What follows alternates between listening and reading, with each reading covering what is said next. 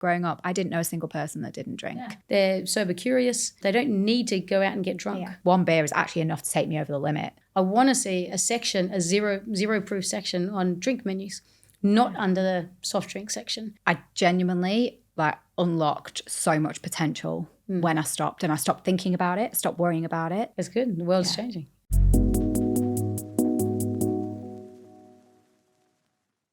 I'm Michelle O'Brien. Welcome to the Upward Spiral podcast, helping people drink a little bit less to live more. I am so excited to introduce you to Emma Pike, serial entrepreneur and founder of Free Spirit, Asia's first alcohol-free bottle shop. So I reached out to Emma quite early on in my journey as a content creator, and she has been so generous with her time, her advice, and even her network. Today, I want to talk to Emma about the driving force behind Free Spirit and changes she's seeing in consumers and how they're drinking. But before we get into it, you have to hear Emma's wild and inspiring life story. It is just mind-blowing. And I have to confess, I now have a post-it on my bathroom mirror that says, "Be fearless," completely stolen from Emma's own mantra. Hi, Emma. Welcome to Podster in Singapore. Thank you so much for talking to me today. Thank you for having me. How are you doing? Very good. Good. And I'm glad to see that you're now fearless. Yes. Living it. I'm trying very hard. Good. It's hard though, right? Fear is the number one thing that holds entrepreneurs or anyone in life back from doing anything that they want to do. So if you say to someone says, "I want to get my license, but I'm too scared to drive a car." Well, you've got to get in a car and you've got to start to drive and you've got to get past that fear. And then you're off. This is awesome. And that actually leads perfectly into your story, because there has been so many ups and downs and you really do live fearlessly. Can you tell us a little bit about your journey? I grew up in a large family. There's 5 of us children. And we grew up in Bondi, which is a great location in Sydney. And I guess all of my brothers and sisters were very academic growing up, except for myself. So I was the one out playing sport, out trying to make money. I loved making money. My dad was an entrepreneur, so it was always around the house, having chats around, what are you going to do? So even from a young age, from 12, we lived at Bondi, and I saw an opportunity, and that's where the fearless comes in. So, I used to go down to the beach and go surfing after school, and you saw all these tourist trucks, buses coming through, and there was no souvenir shop in those days, in the 80s. So down at Bondi Beach, I went down to the old film photography shop, and I collected a massive garbage bag full of film canisters. And I used to take it to the beach. I'd fill them all with sand, put lids on them. And as the tourist buses came through, I'd sell Bondi sand to all the Japanese tourists for like $1 a container. Made a fortune, made a few $100s. And then my mum found out what I was doing, and then she took all the money. I had to donate it all to church. so because it was a bit illegal. But so from a young age, I've always just not been scared to, if I find something, to go after it. So I found an opportunity, I saw a market and took it. So sometimes you just got to do it. But because I was an academic, I left school at the age of 15, and I left school to become a tennis coach. And my mum said I needed a trade. So I said, okay. So she was a secretary. I said, I'll type. I'll go to secretarial school, learn how to type, and then that's my trade. And then when I went to secretary school, I passed, and that was fine. I thought I went to work for a real estate agent. And I think I lasted about 2 months working for someone else, and thought, this is ridiculous. You get a couple of $100 working for someone else. I could do this on my own, and I can type for other people and get the same amount of money and then play tennis more. So that's what I did. I set up my first company at 15 called Emma's Typing Service. So I put posters all over Bondi, in every Telstra phone box, on every light post, all over the place. And I wrote a letter to a radio station called Today FM. It was Wendy Harmer. And so I wrote to her and I said, look, I've started this business called Emma's Typing Service. I can't afford to advertise on a fish and chip packet, let alone your radio station. Can you do anything for me? So I get this phone call on prime time, 8 a.m. on a Tuesday morning or something, from Wendy Harmer saying, yep, you're on the radio. What's your business? And I went, awesome. So Emma's Typing Service, I can type theses, resumes, whatever, $5 a page. Give me a call and send my phone number. And the phone, and because there was no social media back then, so the phone just ran hot. And I got a phone call from the second in charge of Australia Post at the time who said, come and work for me. And I said, no, I've got my own business. I'm not working for anyone anymore. And he goes, okay. And he said, well, come in anyway and we'll have a chat. So I went in with, my chest pumped out and like, yep, I've got my own business. I'm not going to take a job. And he goes, okay, I'll hire your company. And so great. So we gave it an hourly rate and I hired as a contractor. So I hired myself to him as a secretary. And then within 6 months, he goes, well, Joe down the corridor needs a secretary. So great. I'll hire another friend of mine. So I hired a friend of mine to go and work for Joe. And then I paid her a little bit less than I was charging the company. And then it kind of just ran from there. And then I ended up having 22 secretaries working for Australia Post. And then I moved to the IT department and traveled around Australia implementing a call center system. And just from that radio station. So that started, and without even knowing I was being mentored, this guy was mentoring me. He said, go and hire someone to replace yourself and go and do this. So he was my very first mentor without me even knowing I had a mentor, which is awesome. And that was my first taste of business. And then I sold that at the age of 22 to another recruitment company. And I got headhunted to go to work for an IT company, and then wasn't a fan of that. Ended up moving to Hong Kong. And that's when a lot of my entrepreneurship came from. So you're just stuck in a situation where you've got to make a business or you don't work. It's similar to Singapore. So that's when it all kicked off. So then I had everything from a butchery to a flower business to a swimwear business. I was a squash coach. I was a tennis coach. That's about it in Hong Kong. And then after that, eventually moved to Singapore and started another butchery here. So then I could say I was Asia's biggest online butcher because I had two shops. I had Singapore and Hong Kong. So it's all about perception. And then Singapore went off. And then I had a share in a restaurant, which I did a share trade into a restaurant. And now starting some mentoring myself. So I mentor some SME people. And now Free Spirit as well. So I think I'm up to my 11th business. And I'm looking at making an app. So I've got an app idea. So I think that's just in the back of the head that I might come out in the next couple of months. That is awesome. I'm actually the opposite. I'm one of these people that has loads of business ideas and up until recently has never had the guts to follow through on everything. The way I see it, and that's the fearless thing, you don't know if it's going to succeed or not until you do it.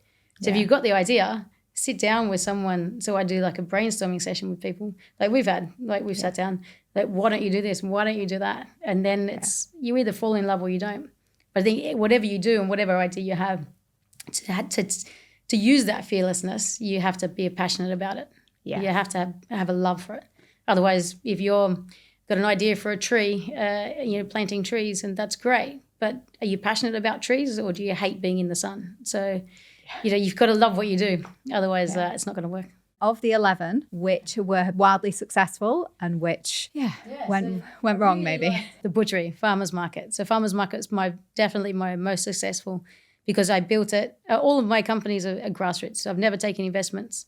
So the most I've invested in any company is $10,000. So starting with that to getting to where I got it and sold it was quite good.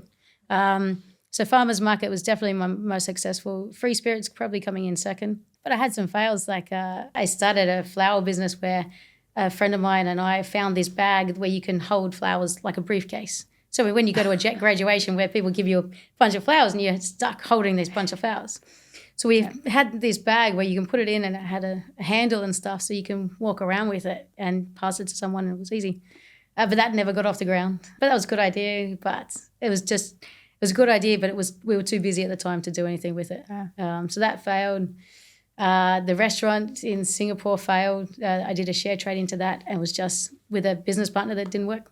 I had another butchery in Hong Kong which failed as well because I went into business. It was with a business partner who owned a farm who was a lot younger than me and just didn't have any other businesses before and didn't have that mindset that I had. Didn't have a great work ethic. So it was kind of like, so I was 2 or 3 years in and I had to walk away. So it was a very successful business that I just had to say that this is not working with my business partner and just walk with nothing. There was just no negotiations. tried to buy it out, but she wouldn't sell. And then it eventually went bankrupt, and then I started Farmers Market, which has been very successful. And businesses are different. So I had an IT company in Hong Kong, and I used to create websites and do some tech support and stuff like that. But that was a business where I really just made myself a job. So in business, it's different. So you can create a business, a squash coaching business, and all I did was contract myself out to a couple of different centers. There's two sides of business. There's two types of businesses. So you can have a business to create yourself a job, or you can have a business to grow and sell. And I've had a bit of both and some fails. So a bit of everything. What was the pivotal moment that took you to launching Free Spirit? I think we were in COVID where everyone was drinking a lot. And we're not different to anyone. I still drink and don't drink. And at that time, I thought, that's it. I wanted to lose some weight. I had some health issues, and I'm like, I'm not drinking. So I said to myself, I'm giving up for 3 months. And you couldn't go out anyway, so there was no peer pressure. So I thought, great. So I joined a website called One You Know Beer. That was really cool. So, because I'm a beer drinker. So I thought, okay, great. But then in Singapore, the only options in those days was Heineken or Carlsberg. And that was it. So, Carlsberg was okay. The Carlsberg wheat beer was okay, but not awesome. And I really just wanted something better. Yeah. So I was speaking to Rebecca, who she owns the Fishwife. She's a competitor of mine in the past, in the butchery businesses. And I was speaking to her because I knew her husband didn't drink. And I said to her, what does Will drink? And she said he drinks Carlton Zero that he gets from Australia. So she flies it in her shipment. So great. So can you fly some in the next shipment for me? So I tried that, and I was like, that's way better than what was here. Yeah. So I thought, if he's flying things in just for him, I want to fly things in for me. Surely there's other people that want something better than the two basic brands that are here now, two big corporates. So then I spoke to Rebecca, and she's had a bad business experience, and I've had a bad business with partners, and neither of us wanted to partner each other. And we thought, look, it's not going to be anything big. It's going to be a hobby business. Won't go anywhere. Let's give it a go. And that was the beginning of what we thought would be just, importing a pallet every now and again for ourselves, to what we do now with containers, which is crazy. So we said we'll do it together. And then we just started getting samples from all around the world. I remember sitting in my kitchen with a friend of mine I play tennis with, and she's a beer drinker. And I think we had 60 different alcohol beers on the table that we had to try. And we're separating into like stouts and IPAs and pale ales and lagers and stuff. And we just, 10 o'clock in the morning, we just started drinking. And it felt really weird because we're sitting at the kitchen table drinking beer, but it's alcohol-free beer. And both of us are like, this doesn't feel right. But yeah, it was a need that I wanted something better that was here. And even of the 60 beers, I think we only picked 8.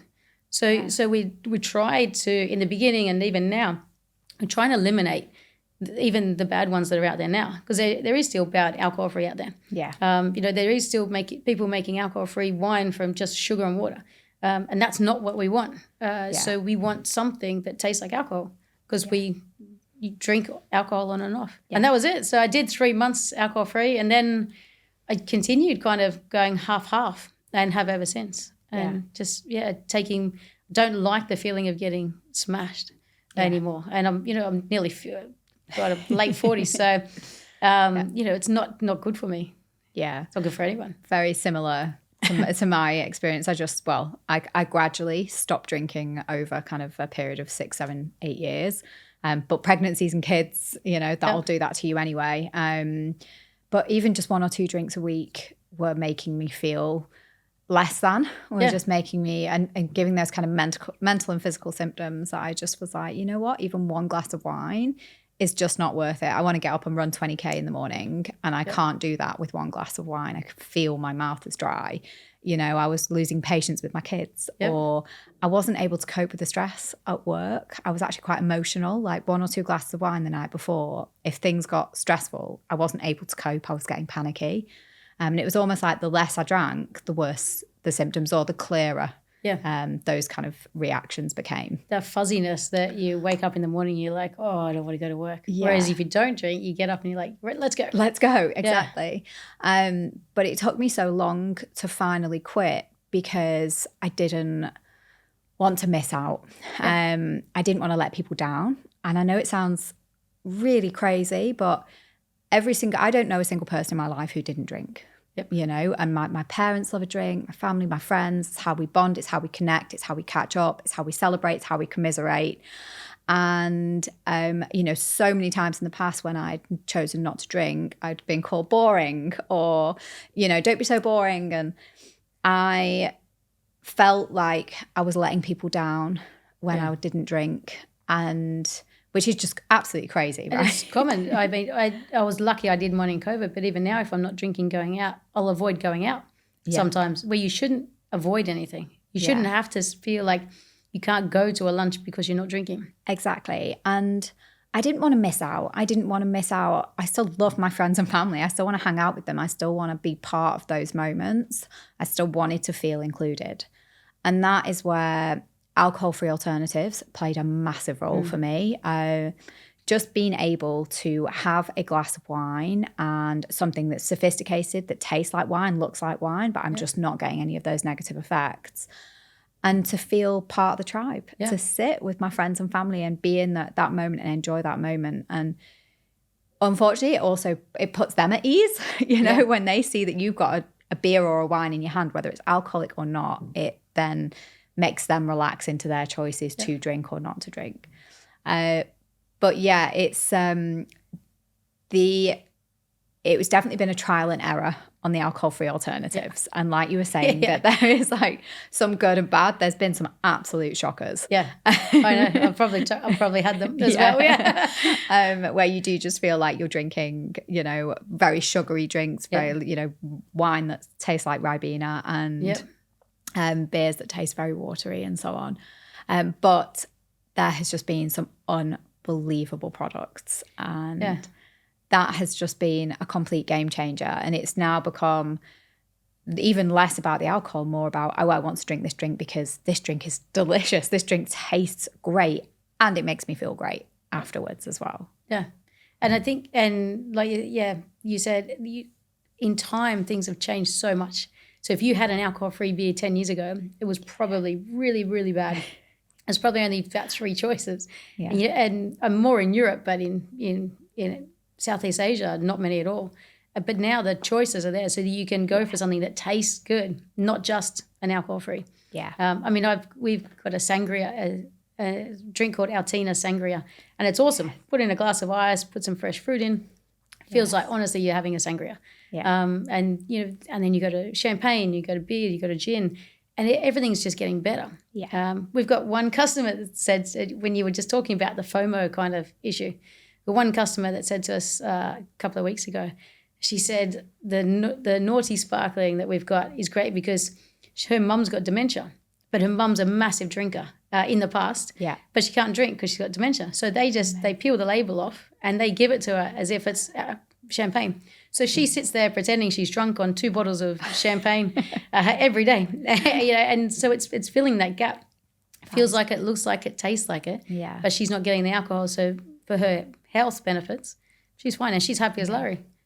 She doesn't even know it's alcohol free. That's awesome. So it's really cool. So sometimes you got to treat people. And I've definitely seen behavior change in my friends and family, like my parents who, were a bottle of wine a night parents, growing up. That was how they unwound from their busy days.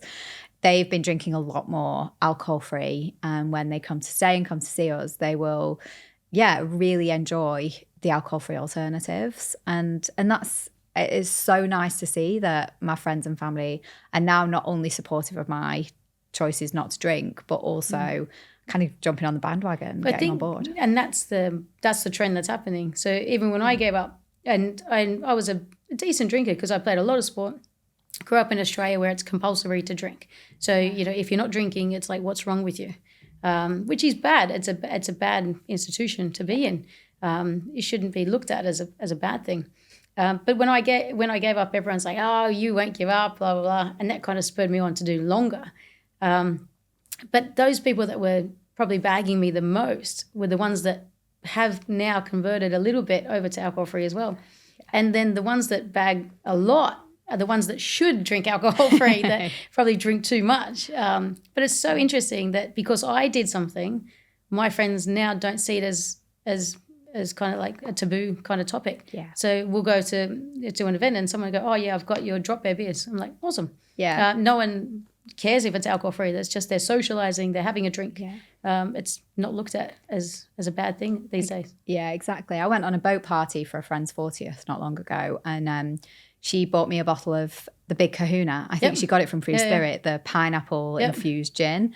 And it was just so sweet that, first of all, like, I was catered for and considered, and had something great to drink. And a lot of other people on board were like, you know what, I want to try this. That's the I problem. want to have one as well. Yeah, well, that's it. Yeah, my poor bottle of gin was empty by the end of it. But that was great because it was, a feeling, again, just that kind of being included in part of the tribe and not ostracized because I wasn't drinking, even though I was probably the only person on the boat. And that's the thing that it's easy to do in Singapore, in Asia, on your own if you're going on a boat trip or someone's house, a thing. Yeah. But we're trying to do is get it into bars and restaurants more. Because you go to a bar and you're like, oh, can I have an alcohol-free beer? And they go, we don't have any. Yeah. And you're like, oh. And they bring out some soda water thing or make a sugary mocktail and you're like, that's great, but I really just want an alcohol-free beer. Yeah. Or something simple, gin and tonic, a glass of wine, whatever. But it has to. It is starting to change a little bit because people are changing. Even an event we've got coming up, we've got a zero zone in a massive alcohol expo. So people are seeing there is a need, and more people just need to ask for it. Yeah, for sure. I don't know if you've been to Farangi Superstar. Yeah. Their menu and their whole philosophy within their menu is they recognise that people have changed the way that they drink. So they've got a very sophisticated cocktail list, and each of the cocktails are labelled full proof, half proof, or zero proof. Yeah. And the non-alcoholic alternatives are not shoved in the back of the menu, sweet mocktails at the back under soft drinks. They're actually part of the experience. Yeah. And they are phenomenal. You would never know that you weren't drinking a non-alcoholic And I think version. more places like that, more of the better restaurants are going that direction. Yeah. And I think once they change, everyone below them will start to change. It's going to be harder to get the mainstream mid-level restaurants to change. But look, if they add a Heineken Zero, I'll be happy. I don't care what they add. They don't have to buy it from us. But if they have something, it would just make life so much better for everyone because they'll actually get more people in. And this is the thing where someone said to me, you should open an alcohol-free bar. And I said, no, that's the opposite of what I want to do because I don't want to tell people don't drink. I don't want to enforce anything on them, but I want them to have a choice. So if I open a bar, fine, I'll have half alcohol, half alcohol-free because I don't like the alcohol bars not having alcohol-free. So why would I have an alcohol-free bar not having alcohol? Yeah. So if you give both options, then you win-win. For sure. And I think that's it's getting there. It's just taking a little bit of time. For sure. I think when I spoke to Joelle from Drop Bear, she was saying that what she's hearing from her customers is that they are choosing Drop Bear not because it's alcohol free, but because it tastes amazing. Yeah. Like it's a craft beer that holds its own against alcoholic versions, and people are choosing it because it tastes brilliant. Yeah. And I think that's where it'd be amazing if we can get the category to that point, you know, where people are making choices not even based on the alcohol, but based on the quality of the product and the taste of the drink. Yeah, I mean, Drop Bear Tropical IPA, I think it was, won an award at a beer festival. So with beers, with alcoholic beers, and it was one of the winning beers. It was just awesome. Yeah, awesome. But the non-alcoholic versions of most drinks are getting better and better. Yeah, I mean, beer is 1 for 1 for sure. Wine is getting better. Red wine, like you said, you can really get some bad ones. Yeah. Which is why I think we've only got 2, because it's not there yet. And the other perception is people don't want to pay for it. So people don't want to pay for a really good wine or beer or spirit unless they are a non-drinker. Yeah. And that's something we're trying to get across to bars and restaurants. The consumer will pay. If I don't want to drink, I'm fine paying the same price for non-alcoholic to alcohol. Yes. But they feel like I'll only pay $2 for a Coke. So why would I pay $10 for a non-alc beer? But you do. I mean, if I really want to sit there and socialize with my friends and feel like I'm part of the party, I don't want to sit there with a Coke. When I have a beer. Yeah, when I'm out for dinner with my husband and he's having a glass of red wine, I want to have a great glass of red wine with my dinner. I just don't want the negative effects of the alcohol, and I'm more than happy to pay for that. Yeah. And I think that's what we've got to try and get over to bars and restaurants. Yeah. There is some people that won't, but they're the same people that will drink beer at a hawker stand. Yeah. So fine. There's a market, there's a place for everyone. Yeah. You're not going to put alcohol-free beers down at a hawker stand because they will drink water or beer. Yeah. But you will put it at Harry's bar or something like that. So they should have alcohol-free options, which they do, but they need more. For sure. Yeah, for sure. What's your vision for Free Spirit? If you could kind of sum up your mission and your vision for Free Spirit. If you look at the vegetarian and vegan movement, which was maybe 10 years ago, I don't know. So 10 years ago, if you go to a restaurant and you ask for a vegetarian menu, you'd just be laughed at and just, you hear some pasta with tomato sauce. Yeah. That kind of thing. Whereas that's where we are now with alcohol-free. People are like, why would you even want that? So they look at it as if people don't want it, but people want it. The same as they wanted vegetarian and vegan food. So now, if you go to a restaurant, there's sections for vegetarian, vegan food, meatless food. You've got meatless burgers and all that kind of stuff. That's happened over the last 10 years.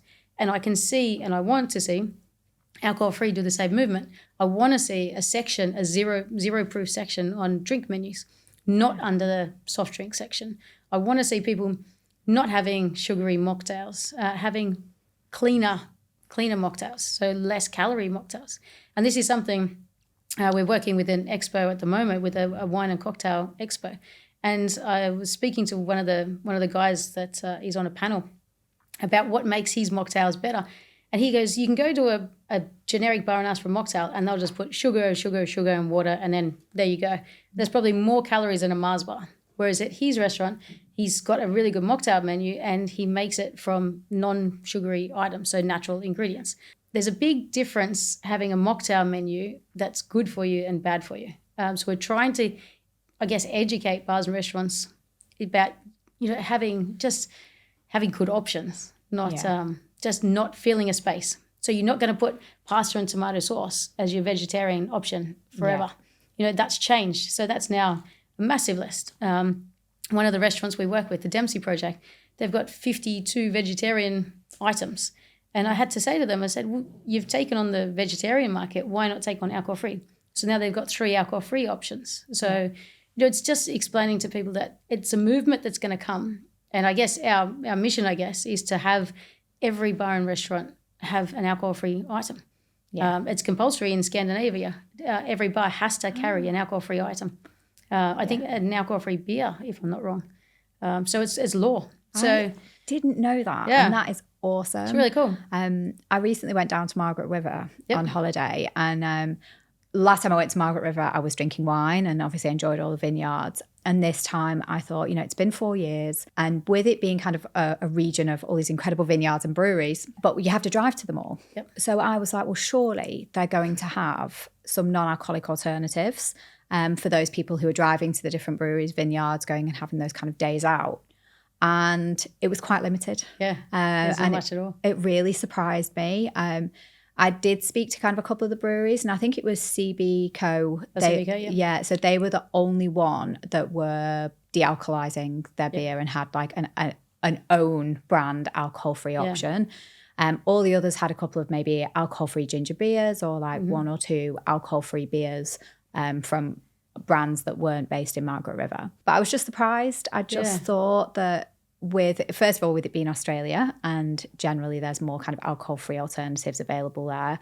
And I thought with the fact that everybody had to drive to these places, that there would just be more alcohol-free alternatives on the menus. And that's the thing where in Singapore, I was speaking to someone else recently there was a crash recently with a school bus on Bukit Road. Yeah. And the driver was very drunk. So there was 4 people in his car. Oh, in the car, not the school bus. Yeah. And like 3 or 4 times over the limit and crashed into the school bus. And so in Singapore, the drink driving rules and I guess people catching them, they don't get caught. Unless you have an accident, you'll get away with it. Whereas in Australia, you've got booze buses and everything. Yeah. And so someone was saying, but in Singapore, it is needed because so many people do drink drive. It's just they don't get caught. Yeah. So, but in Australia, they should have more options. And that's like Geeson Wines in New Zealand. The winemaker there has an interesting story. I don't know if you talk to him, but he gave up for dry Jan 1 year. And so this is about 3 or 4 years ago. So he gave up for dry Jan. he thought, I'll just get some local wines or beers or whatever. And he said they were absolutely terrible. So he started making his own alcohol-free wine. Yeah. And that's now become one of the best sellers, definitely on our site and across Australia and New Zealand. Yeah. So it just takes someone to want to do something better to make it. But it's not right not to have non-alcoholic options. I think it should be law. It should have one option because of drink driving rules. And it's not just in Australia, it should be everywhere. Yeah. You should stop drink driving, stop deaths on the road. And there's some people in Singapore looking to change policy around that. I don't know if it'll happen anytime soon, but they definitely want to change it because of the accident that happened recently. Yeah. See, that honestly would be awesome. Yeah. Really being able to, because I think when you're in that environment and you go to a brewery with a bunch of friends, it's a sunny afternoon, kids are playing in the playground and your mates are going, just have one beer, you'll be all right. But, even one beer is enough. And especially if you're pretty petite like me, one beer is actually enough to take me over the limit and make me maybe not as... reflexes aren't as fast. Yeah. You're just not completely there. I have a strict no drink, no drive policy, but that's personal. Yeah. And I know some companies that, so one person I'm talking to, their company, if you get caught drink driving, you're fired, you're done. It's in your contract. Yeah. And they're an alcohol company, so they sell alcohol. So these people are going around doing tastings with everyone. Everyone's like, try it. And they're like, no, I can't. So if they get caught, they've lost their job. So it's quite serious. But I think the things that, from a bar point of view, so when we go and talk to a lot of bars, they say, but we only get one person every now and again asking for alcohol-free. I'm like, but that's because you don't have it as an option. If people knew you have it, you would get more people coming here. So even there's a wine bar in Dempsey called Deviate. It's a tiny little wine bar, and it's specifically for wine. And everyone goes there to drink really nice wine. But they have an alcohol-free beer and they have an alcohol-free wine. So, and he said, and he buys every month because he goes, sometimes a lot of people come with their partners and their partner likes the nice wine and sit there or sit outside with a cigar or whatever. But their partner's sitting there drinking a glass of water for 4 hours waiting for their partner to drink that nice wine. So now they have an alcohol-free option. They're getting more and more partners coming. So that generates business. But if you don't have it in the first place, then you can't offer it. And some bars and restaurants are saying, but it takes up space. So why would I put 24 or 12 even non-alcoholic beers in the fridge when one person every couple of weeks asks for one? But it's changing that concept that if you have it, people will come. It's like the old, I don't know what movie it was, but if you build it, they will come. A baseball movie. But, Singapore has to change something for people to just go. Gone are the days of orange juices and Coca-Cola, just holding something. And generally, most of the products we sell, they're vegan, they're gluten-free, they're low in calories, they're low in sugar. Most of our beers are about anywhere from 20 to 60 calories a can or bottle, whereas a normal beer is around 160 calories. So it's a massive difference. So once the education comes out, and a lot of the younger people, like you're way younger than me, but, anyone from 18 to 30 now, they're taking Instagram pictures with one cocktail. And they don't drink it. They just take a photo and then they leave it. So if they had an alcohol-free option, they could sit there with 2 or 3 cocktails. So you can make more money. But that generation, the under 30s, they want to eat cleaner. They're leaner, cleaner, better, more conscious for the environment. They're sober curious. They don't need to go out and get drunk. Whereas my generation, it was just a thing. You play sport, you go out and drink 20 beers. It just happens. Yeah. It's like I was saying earlier, like growing up, I didn't know a single person that didn't drink. Yeah. And I think that was quite hard when maybe at times in my life when I was struggling and I wasn't doing so well, nobody around me could maybe see or identify that maybe I needed to stop drinking as much. No, they probably enjoyed you drunk because then they can drink more. Yeah, and it was because we were in that cycle. Everyone was in the same cycle of like, you're feeling a bit low, go out, have a few drinks, lighten up, go and have a good time, and everything will be better tomorrow. And obviously you'd feel rubbish the next day. Yeah, but you're kind of in that cycle. But it's hard because everybody else around you is. I think what I'm hoping is that drinking will be the next generation smoking. Yeah. So my kids are 3 and 4 now. And, I think it's going to be really interesting watching them grow up. you know, when their peers and, you know, even maybe people that they look up to don't drink. Yeah. And they're in a household now where my husband drinks, not a lot, and he definitely kind of has embraced the non-alcoholic alternatives. Yeah. But with mum not drinking, it might, it's not you don't have to follow mum and dad. Like, make your choice. Yeah. I mean, we don't drink at home during the week just because we're too lazy. I don't want to wake up to do stuff. But even if I do feel like a beer during the week, I'll definitely go a non-alcoholic version. Yeah. And we've always got it in the fridge. Yeah. So the kids open up the drinks fridge and they see non-alc and beer, and they see the choice. Yeah. But I think for sure, next generation, so much different. Yeah. And they're just more conscious about their own bodies and about their own health. Yes. And I think they've seen. I mean, I've seen our parents be very drunk. I don't want to get to that stage. I want to be in control of myself. I think the issue these days is going to be, you know, drink spiking and things like that. So, you know, they see that, so they're more conscious what they have, where they have it, how they hold themselves. You can't let yourself get too loose. Yeah. It's just not as safe as it was. Yeah, and I think with there being cameras everywhere, you know, when I turned 18, social media wasn't a thing. It didn't exist yet. You know, I think we were still a few years away from Facebook being launched, and so, or at least becoming mainstream. So, you know, I kind of got to go out 16, 17, 18, 19, 20 and get, you know, quite frankly, plastered and, you know, fall out of bars, be falling over and, you know, because there wasn't that evidence, you know, there wasn't, okay, maybe someone had a disposable camera somewhere and there's probably some awful pictures in a box somewhere. But generally, you know, it wasn't going to be plastered all over the internet the next day. And I didn't have to deal with that, the shame of that. And I think a lot of the Gen Z will look at millennials and they cringe looking at millennials and they go, God, like, how did they ever think it was okay to be that drunk and stagger around and, you know, and I think they see that and go, yeah, that's not for me, thanks. And that's great. It's good. The world's changing. Yeah. No, for sure. I think one of my big goals for the next 12 months is to really try to break that perception that you can't have fun without booze. You know, how, and I get that question a lot. I get that, well, how do you have fun? Yeah. You know, my response is, you know, well, I bake bread, I run marathons, I hang out with my kids, I go to the beach, I still go and do boat parties and concerts and festivals, and, you know, I still get to kind of enjoy those things just without the booze. But I still kind of get like glazed look from people if they'd not quite believe me that you can have fun without the booze. Because they call it, you know, Dutch courage. You need a couple just to loosen up and you can be the life of the party. But you don't have to. And I know this is going to be really sad, but I watched Real Housewives of Beverly Hills and Kyle Richards just gave up alcohol like a year ago, I think. Yeah. And it's been interesting selling alcohol free and trying to tell people you can have fun without alcohol. Yeah. Watching her over the last season not drink and everyone giving her so much crap for not drinking. And now she's going to the gym and she's like having a healthier lifestyle and she's getting divorced and, you know, she's just changing her life. Yeah. But people were so negative. This is on national, like on TV.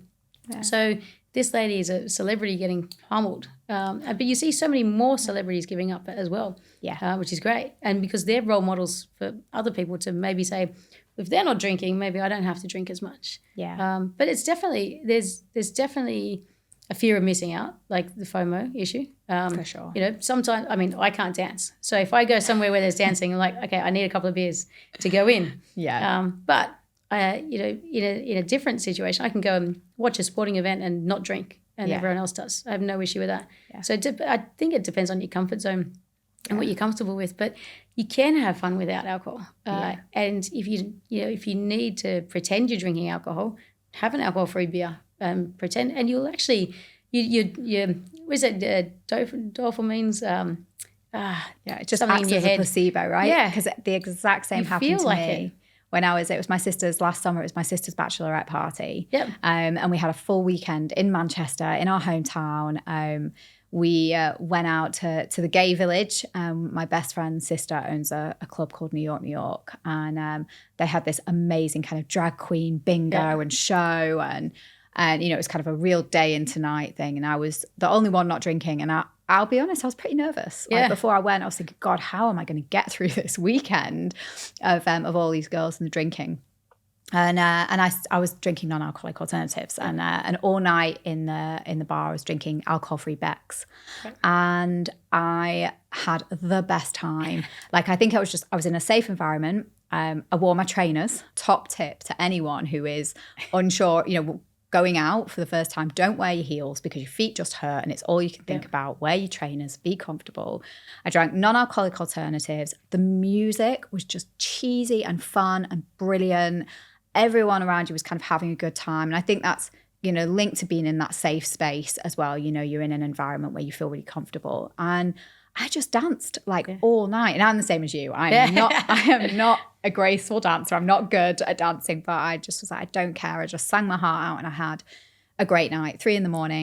So I'm guessing those people didn't say to you, why aren't you drinking and make it an issue all night? They're probably happy you're drinking. They wouldn't even know you're not drinking. Honestly, and I think that's it. Like so many people, because I had that beer in my hand all night, that even though they knew it was non-alcoholic, it just subconsciously, it was enough to let them relax. And I scooped what was left of the girls up at 3 a.m. and took them for kebabs and got home. And then the next morning I went up and did a Barry's boot camp, And they're all sound asleep for lunch.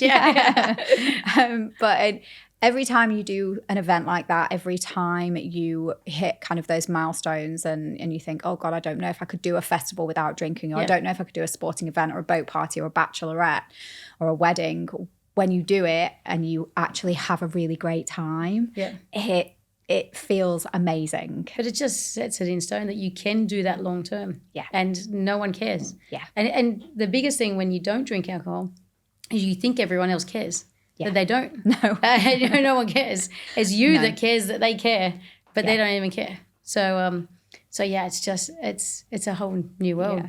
I think it's also like it's their reflection on them. It makes them question their choices and the drinking, and that's where it can be. It's that's where it can get a bit uncomfortable, and that's where you get those. Oh, just go and have one, and don't be so boring. And it can be. But I think corporates are also changing. We've done some events with 2 massive social media companies in Singapore. I'm sure you can guess them. But, they're having alcohol-free and schools at their events now because, they're educating everyone else. So I remember only 2 years ago going to an event at school and it was all alcohol and I didn't want to drink and there was no non-alcohol option other than a Coke. And I'm like, okay, so, we've got alcohol-free. I said, can I give it to you? And whatever you don't sell, I'll take it back. So I don't care if you sell 2. I just want to buy it. And I'm happy to buy it at $10 a bottle. So I'll give it to you and then you can sell it back to me. Yeah. And it took a lot of conversation to get that in. But now corporates and schools are looking at alcohol-free options because not everyone wants to drive because you're driving to school, you're driving to the parent-teacher meetings and everything else. And then you've got to drive home. But they're giving you alcohol before you get back in the car and driving. So it's kind of contradicting what we're teaching our kids not to do. Yes. You go somewhere, drink and drive home. Yeah. So same with work. With a lot of work people, and this is when I started to get those emails from one you know beer, because they email you every day about different things. And one of the emails was saying something about it was a story about a boss. So it was a boss of a company, he had 200 staff, and every Friday was Friday night drinks. So no one would drink until the boss drank. And if the boss drank, everyone was like, yeah, and everyone gets drunk. But not everyone wanted to get drunk. So the boss thought one time, okay, I'm not going to drink. And then he didn't drink. So then a couple of people drank a couple of beers, but then so many other people go, oh, I don't have to drink. So it was a sense of relief. And that's kind of, and I can't remember who it was that did it, but he changed the culture for their corporation. It was a US, I think a US or a European company. But it changed the whole Friday night drinks. It wasn't now about Friday night drinks, you get drunk as much as you can and either drive home or stumble home. It's optional. It's a social event. And that behavior is a real cultural thing. And we see that like a lot in Japan, where when you go out and the boss goes out, everyone drinks with the boss. Yeah. And you're not allowed to leave until the boss leaves, so you take, you're not allowed, but it's culture. That's the way you kind of are respectful of your boss. You stay until the end, until he says enough's gone home. And actually for somebody who doesn't want to drink, being in that environment is hard. It's the same with sport. I was at a sporting presentation recently for a rugby thing. And it was, 18 to 25-year-old boys. And they have presentations and stuff. and they have a sculling competition. So when someone gets a fine, they scull. And it was interesting to see there was some beer obviously being sculled, but then a couple of the boys chose to drink water. Yeah. So they just got up there and drank just water instead of sculling a beer. So it's becoming more kids are becoming more sensible, more than us.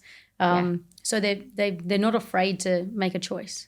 Whereas if that was me at 18, I'd be laughed off the stage. Oh, sure. You just wouldn't happen. It wouldn't happen. Sure. So I think people have got a little bit more guts. I love that. And saying, I'm vegetarian, I'm vegan, I eat meat, I don't, whatever. Whatever choice they want to make in their life, they're becoming more comfortable in saying that out loud.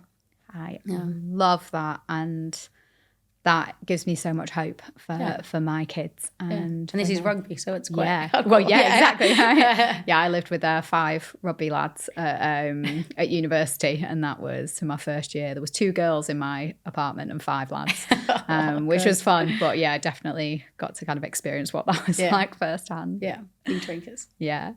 Let's get tangible.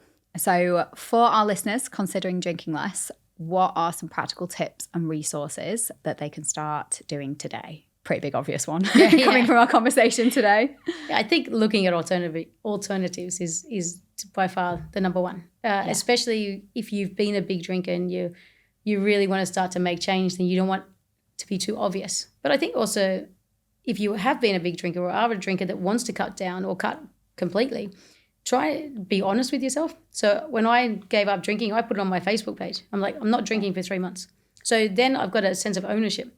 So then everyone knows there's no, on Saturday night, are you drinking? You're not drinking. I'm like, I'm not drinking for 3 months. And I stayed with that. Yeah. So kind of putting it out there that people then accept and they don't ask questions. So that's one thing that helps me. Obviously, the alternatives is great. If you want to just cut back, I still do 1 for 1. So either I pour half and half together and I'll have a half alcoholic, half non-alcoholic beer. Yeah. Or sometimes I'll have 1 or 2 alcoholic beers and then alcohol-free for the rest of the night. Because everyone only looks at your first couple. So then it doesn't matter what you drink after that. Yeah. And no one cares. But I definitely think the alcohol-free alternatives have advanced so much in these days that you won't even know the difference. Yeah. And I've done blind tastings. I've been at my house when I wasn't drinking and everyone else is drinking and it's about 3 hours in, and I put a different champagne in a bottle and just poured it out. And I said, oh, that's a new brand. What do you think? They didn't know it was alcohol-free. And I went, and they all were like, oh, it's okay. It's a bit light, but it's okay. It's good. And I went, okay. And they drank the whole bottle thinking they're drunker again.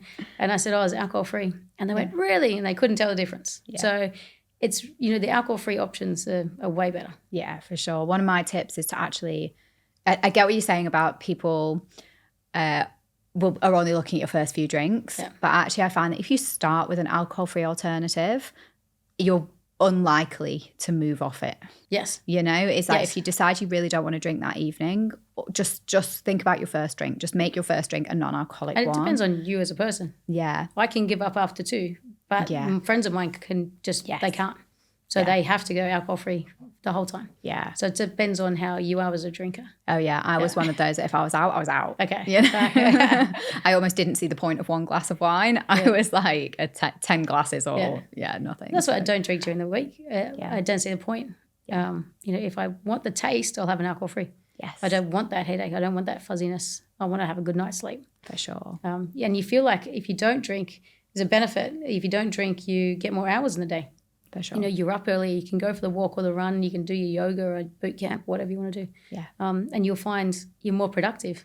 For sure. I got so much work done when I was not drinking. Yeah. And that's it. And almost I'm addicted to that now. Like I'm addicted to that, just being so much more productive. I'm running Paris Marathon on Sunday and, I'd always wanted to run a marathon and there was always an excuse or there was always things going on. And as soon as I stopped drinking, I ran Singapore and I'm like, actually this is achievable. I can do this, I'll be 40 in a year or 2. And it's like, actually I'm getting into this in my endurance training in my late 30s. And have goals. Why are you giving up alcohol? Are you giving up just because we've said give up? You give up for a reason. You give up either to be a better parent to your child. Yeah. You give up to be better sleep, better at work, run marathons. Yeah. You've got to have something. It's 100%. Same as business. You've got to have something that you want to achieve. Yeah. And then it just becomes part of your lifestyle. I genuinely unlocked so much potential when I stopped, and I stopped thinking about it, stopped worrying about it, stop, how am I going to get through that night? I don't want to drink, or I do want to drink. As soon as all of that headspace of me even just thinking about the alcohol went away, let alone all the negative effects of the times when I did drink, once all of that was gone, it just unlocked something in me, and I honestly haven't looked back. You just got to not care that people, or not think that people care. Yeah. People don't care. No, they don't. They really, really, really They really don't. They really, really don't. So you have probably tried hundreds, if not thousands, of alcohol-free alternatives. What are your top 5? Oh, so I'm a beer drinker. So I would definitely stay beer. I would definitely go Drop Bear Tropical IPA. I would go Lucky Saint. Yes. It's a personal favourite. Yeah, CB Co. It's a new beer we've just got. It's great. Yeah. Hawkesbury Pale Ale. And then, don't know. I'd only go. I love a Guinness. The Guinness has been really good. Alcohol-free Guinness is unreal. And I'm of Irish blood, and I love a Guinness. I genuinely, it was one of my favourite drinks, and I could drink 6 pints of Guinness in a night. I'm tiny. But coming to Asia, the Guinness here never tasted the same. I think because it's brewed over the side of the world and it doesn't travel very well. But the alcohol-free Guinness in a can here tastes better than the alcoholic version. It tastes so good. And every time I give it to anybody at home, they are blown away by how good it is. And every time we get it in, we get it by the pallets and it just sells out within a month or 2. I'm sure. Gone. I think you yours cannot get enough. Yeah, we can't get it though. I think we can only really get it on Free Spirit. Yeah. So it's it's a good one for you. It's good. But other than that, other than beers, probably Naughty Sparkling. Yeah, that's great. an easy one. It's our number one, and that's an easy go-to if you're going somewhere and you need a bottle. Yeah, that's easy. I love it. Sea Change Free. Their alcohol-free sparkling white is amazing. It's definitely one of my favourites. I also love the gin that you sent me the other day. Oh, the Pearson's? Pearson's. Yeah, that's really good. Really, really, that really nice. tastes like gin. Yeah, it's like the botanicals. That's great. And of the branded stuff, the Tanqueray 0.0 is great. Just tastes like Tanqueray, because Tanqueray's got quite a distinct taste. And the Captain Morgan Spice Gold alcohol-free rum is brilliant in a strawberry daiquiri or a mojito, because it just tastes like rum, that you just would never know the difference. And that's the thing, there's so many options now. There's tequilas, there's limoncello, there's everything now. So you can get everything. It's so good. Try some. Oh my God, yeah. Everybody try some. It's so good.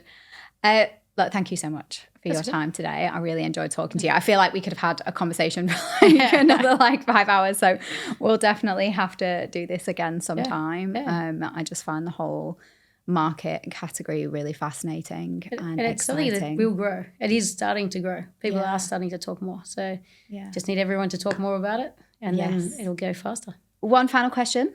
So this podcast is really new. This is only our 3rd episode. Okay.